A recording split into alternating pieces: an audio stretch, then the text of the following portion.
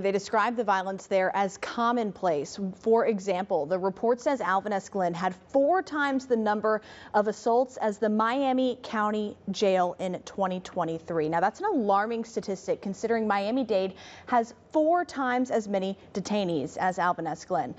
Read the report, the findings report from the DOJ? I think that's all. Thank you so much. I appreciate the opportunity to talk about the strategic planning forum. Okay, it's a yes or no question. That then segued into a conversation that you said, I believe, that we weren't going to have. No, that's not true. They said you wouldn't answer questions about the DOJ, and I said I will still be asking them. In those 13 months, the shelter killed 532 dogs for that reason. 99 did not make it to 5 days in the shelter. Where are the records, though? There may not always be a record. Here's another one. If you want to look at that, you can see where the concern is. Like, are you guessing, like you're assuming that these dogs must have had severe medical issues that weren't documented? As for what those attorneys are doing, we can't see. The county even redacted the reason for hiring those law firms. Right now, it's all redacted. We can't see if it's helping the DOJ, like you said, or blocking the DOJ. Something that the taxpayers need to know about. It's hundreds of thousands of dollars at this point. This will be the 4th time Trump has surrendered, but it's the first time it's happening at a county jail. And Richland School District 1 has been involved in several lawsuits surrounding allegations the district violated state freedom of information laws. She says she did not find her completely credible in this case. Right, and quote, attracted by the siren call of celebrity. Yeah. That was really impactful. 3 men have been sentenced to federal prison for the armed robbery of a Columbia postal carrier. The report says not only could this protect innocent people, but it can also save taxpayers money in the long run. And I found South Carolina pays millions of dollars every year to people who are hurt or killed in pursuits.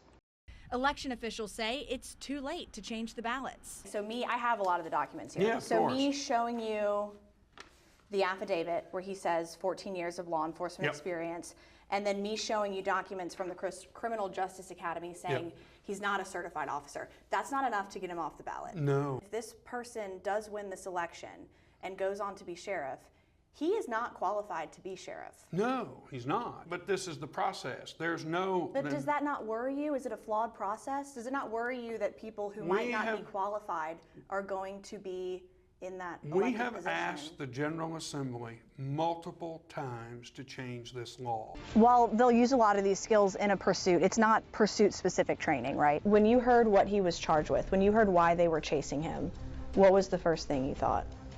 That is insane. It's hard to talk about, I'm sorry. It's okay. This is the man in that video. We're hiding his identity because he's making allegations of sexual assault.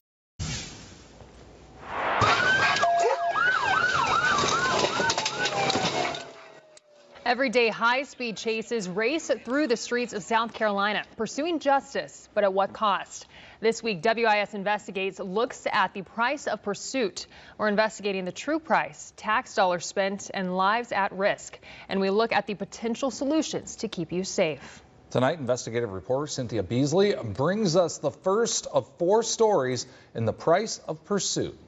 Well, Greg, Hannah, high-speed pursuits are all about weighing risks. Does the need to immediately arrest the suspect outweigh the risk of a chase? Well, in South Carolina, when to chase is left up to each law enforcement agency. And in our investigation, we found that many of the chases start from traffic violations or misdemeanors, and many chases can end with innocent people hurt or killed. I do want to warn you, some of this video is graphic. High-speed pursuits. They're one of the most dangerous things law enforcement officers do, and not just for the officer. This pursuit took a wrong turn.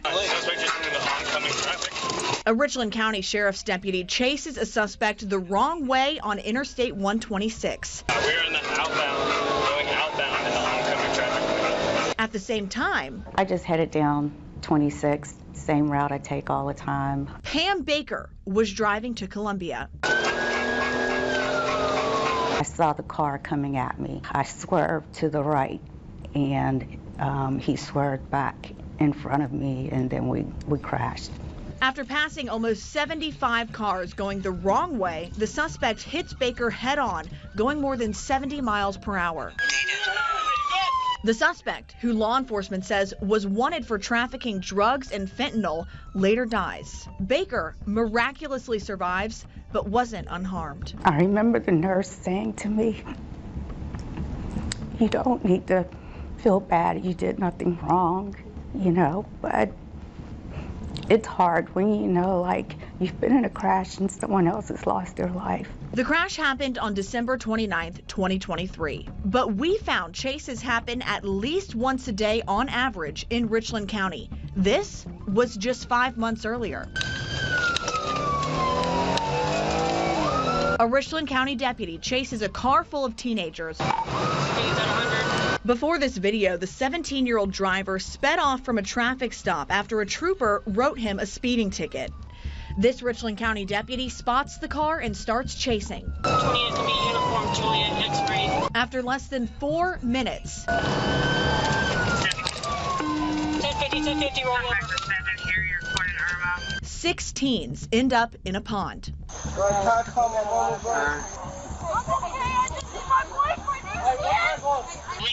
unaccounted for in the water, has now resurfaced. Deputies searched the water and pulled some of them to safety, but one passenger never made it out. Did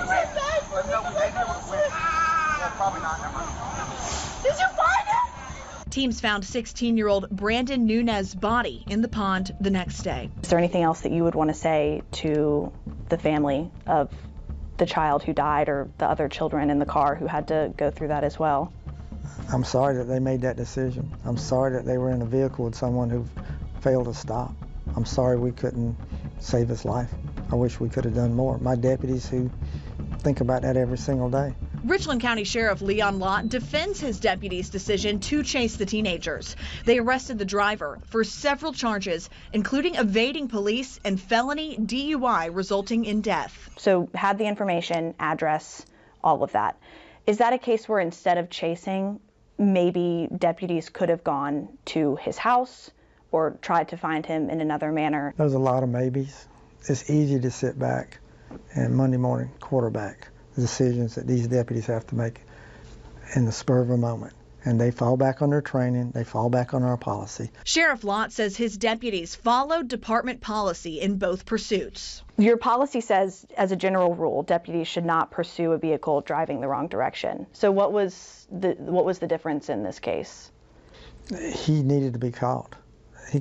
He determined he was going to go down the wrong way. If we had not chased him and just let him go, and then the next day somebody dies from an overdose of drugs that he put on the street, that comes back on us. If citizens want to know about pursuits in Richland County, they won't find much online. The department doesn't publish information on why deputies are chasing or how the chases end. You will find how many pursuits happened in 2023. When the public sees that and they see, 448 vehicle pursuits in 2023, that's at least one a day. That's an indicator of how people's attitude is, that they won't stop. Criminals are going to do everything they can get away. Our job, and what I think the citizens of Richland County want us to do, is to protect them, and that is catch criminals when they break the law. When that data isn't public on how many pursuits are ending in arrest and what the arrests are for, how can the public have a clear picture of why you say it's important to pursue as often as you do? I think the people trust us. I think the people trust me as the sheriff that we're going to make decisions that are going to protect them. That's what elections are for. I requested data about Richland County pursuits. Last year, 85 ended in a crash. Pursuits ended in death or injury 7 times for deputies and 63 times for suspects. But when it comes to civilians or innocent bystanders injured or killed, department officials say they don't track that. What are you chasing people for a majority of the time? People who break the law. Most of the time, those people are accused of misdemeanor offenses. Department data shows last year, deputies chased someone for a misdemeanor 372 times. For a felony, 9 times. What leads an officer to chase varies from agency to agency. There's no statewide policy for pursuits. For example, the Richland County Sheriff's Department has a broad policy. It says deputies can chase someone for a felony or misdemeanor that would require an arrest. But in Columbia, police department policy says officers should only chase people suspected of violent crimes. Some policies are even more defined. In the Charleston Police Department, officers can only chase suspects if they're believed to have committed certain violent crimes, including murder, rape, or kidnapping. Charleston's policy was used as an example in a report from the federal government calling on agencies to reduce high-speed pursuits. Their police chief says this policy helps his officers. It gives them guidance, so it really helps them as far as, taking some of the play out of it, so they know exactly what we are looking for as far as expectations from not only the agency but the community. In 2023, his department only initiated 6 pursuits. And we can't leave it up to each law enforcement agency. Richland County Senator Darrell Jackson is introducing legislation that would call on SLED and law enforcement experts to make a statewide standard and policy for police chases. I'm a big supporter of law enforcement, but here's what I would say. Do you kill an innocent person in pursuit of someone who is bad? Something Baker agrees with. And maybe it will save lives and save someone else from having to go through what I have. Now, in the crash, Baker fractured multiple parts of her spine, her ankle, and her leg. She's gone through multiple surgeries and will likely need more. She's also filed a lawsuit against the department and Sheriff Leon Lott. She fought for the underdog. She cared about people. Stephen Federico says his daughter, Logan, wasn't afraid to do what was right, even if it meant putting up a fight. I'm not doing this. Logan is going to lead this charge. I'm just a voice. That's all I am. A charge toward justice for his daughter. It should have never happened. On May 3rd, Columbia police say Alexander Dickey was on a crime spree, starting his night by stealing a car. Then police say he went into a home in the Old Shandon neighborhood where he stole car keys, wallets, and a gun. Next, they say he went into the unlocked home next door. Also in that home, Logan Federico. Once the autopsy was conducted, the coroner's office determined that the death was by a fatal gunshot wound. Investigators say Dickey shot and killed her. This wasn't the first time Dickey broke into a home. In 2014, when Dickey was 19 years old, he pleaded guilty to burglary. 4 months later, in 2015, he pleads guilty to another burglary. This one is charged as a first offense, even though he'd pleaded guilty to that earlier charge in the same courthouse just months before. Then, in 2023, Dickey is back in court, pleading guilty to yet another burglary. This one also charged as a first offense, but it was his third offense. Less than 2 years later, Dickey is charged with another burglary in Columbia, and this time the murder of Logan Federico. So how did this happen? How does someone get convicted of first-time burglary twice? I found Dickey's burglary history in just minutes online. So why didn't prosecutors see it when they handled this case 2 years ago? The answer, they say, is in his rap sheet. It's the official record used to track someone's criminal history, and it's what solicitors use when prosecuting defendants. In 2023, Dickey's rap sheet was 15 pages long, but not a single burglary charge was on there. And the solicitor says it could come down to just a fingerprint. That's how the state law enforcement division tracks someone's criminal history and compiles their rap sheet. A spokesperson says SLED never received fingerprints when Dickey was booked in 2014 for burglary. Dickey was booked twice that year for burglary. The first time leading to that 2014 conviction, the second leading to the 2015 conviction. The Lexington County Sheriff's Department says the detention center did send SLED fingerprints for the first arrest, but they don't know if Dickey was fingerprinted for the second. Rick Hubbard, the solicitor who represents Lexington County, says had Dickey's previous burglaries been listed on his rap sheet, they would not have prosecuted his 2023 case as a first offense burglary, and he likely would have gotten a much longer sentence. A sentence that could have meant he was behind bars instead of continuing his crimes. We've got to find out where that hole in the process happened, and let's fix that so this doesn't happen again, that people like him aren't on the street. She's the underdog now, okay? And now it's my job to lift her up, and that's what I'm going to do. I promised her. Richland County is in the hot seat for its jail. The allegations: detainees sexually assaulted, others killed. Now, as the Department of Justice investigates, Richland County is paying outside attorneys hundreds of thousands of dollars. Where that money is coming from and exactly what those attorneys are doing, county officials won't say. And they've dodged our investigative reporter, Cynthia Beasley. The county has nothing to hide. That's a quote from Richland County Attorney Patrick Wright. I just wanted to know why you're doing that independent investigation. Now he won't answer our questions. Because right now it's all redacted. We can't see if it's helping the DOJ, like you said, or blocking the DOJ. Richland County Council members you elected also refusing to answer questions about how the county is spending your tax dollars. No, I'm not going on the record, but you know that the Evanston Detention Center right now, it's going through litigation. Yes. As council members, we do not comment on pending litigation. I understand that. This is an independent investigation, and it's hundreds of thousands of dollars that council never voted on. Wow.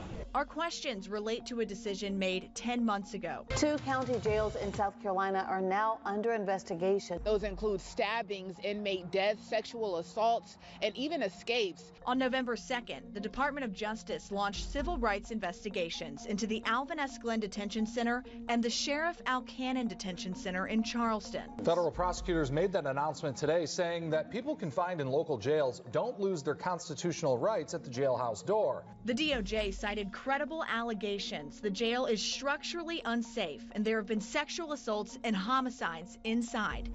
Wright said they welcome the investigation. I also told them that we would fully cooperate, and we have no reason not to. A week later, documents show Wright hired 2 law firms. In a statement, he said the firms would do an internal investigation into the jail and give the DOJ information to help with its investigation. Officials with Charleston County, on the other hand, say they did not hire outside lawyers. I requested records to learn more about the law firm's relationship with the county, and much of those records Richland County won't show us. What we can see is your tax dollars are paying legal bills of up to $475 an hour.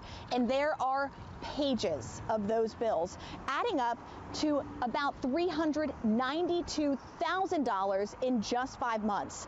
And that 5-month span was 5 months ago. So that total is likely much higher now. And as for what those attorneys are doing, we can't see. The county even redacted the reason for hiring those law firms. There's no reason that they can't disclose the nature of the representation. Chris Kinney is a local attorney who handles cases involving public information laws. If Richland County is cooperating fully with the department's investigation, they shouldn't need hundreds of thousands of dollars in lawyer time. Hundreds of thousands of dollars that county council never voted on. The county attorney does not have the authority to spend hundreds of thousands of dollars without any oversight by the people's elected officials. Richland County Code says council must approve services that cost more than $30,000. The county attorney works for county council, so the buck stops with the elected officials. They should be the ones demanding a vote to approve this expenditure. I asked a county spokesperson at least 5 times for an interview with the county administrator and attorney. After a month of asking, that spokesperson denied our request. So we tried to speak to them at a public meeting. Mr. Wright, is there anything you want to add? I mean, because again, we're just wondering, is it not investigation, so I'm not going to talk about. I know, but is it not violating but my question We're is, not violating anything, I can say that. But isn't the code that if it's more than $30,000, it has to be approved by council? I'm not under administration. That's administration. But don't you still have to follow county code? But that's not administration. This is a legal matter. Okay, there's nothing else you want to say to taxpayers about it? While trying to get answers from council members, I was met with this. It's under litigation right now. They know it. We've told the media that countless times, and the issue is we're trying to do an ambushing. No, Councilman Walker, I've called and left messages for all of you. Richland County Councilman Don Weaver is the only council member who would answer my questions about this. He says council members did talk to County Administrator Leonardo Brown and County Attorney Patrick Wright about hiring these firms, but it was behind closed doors. We met in executive session and discussed the need to bring in some outside experts to help the county and to help us determine ourselves where the liabilities were and how we could improve. Was that a decision that was made that day? Like, did council say, yes, go and do this?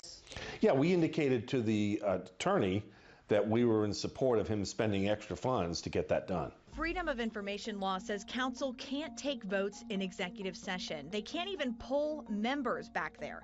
All votes must be made in public.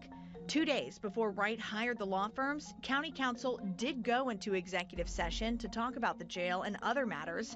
But when they came out, No action was taken, but instead we received legal advice. You all made this decision behind closed doors without No, we didn't make the decision. We just heard an update from legal that he needed there was no votes taken. It wasn't something that we said, all in favor, raise your hand. It's something that he was giving council an update. Hey, I may have to hire this outside firm if necessary. But council did say, yes, you can do that. We didn't say no. Did you say, yes, you can do that? Generally, when you get back there, you voice opinions pro and con. If he had heard from the will of council that they weren't in favor of that, he probably would have declined it. But I don't think anyone spoke out against it. County Attorney Patrick Wright says council didn't have to vote on this, saying he can hire outside counsel as he deems fit. I asked a spokesperson 5 times to send me the section of county code that allows that. She said she doesn't have that information. I also asked the DOJ if these firms are helping them in their investigation. A spokesperson just said the firms have been representing the county during this DOJ investigation. All right, Cynthia. So what happens next in all of this? Well, Councilman Weaver says he would consider making a motion to vote on the amount of money they're spending. That way this is being publicly discussed, and council does have a meeting scheduled for tomorrow, so we'll of course keep an eye on that. Absolutely, Cynthia. Thank you so much for your thorough reporting. Now, Wright actually sent us a statement that didn't answer any of our questions, but you can read his full statement on our website, WISTV.com.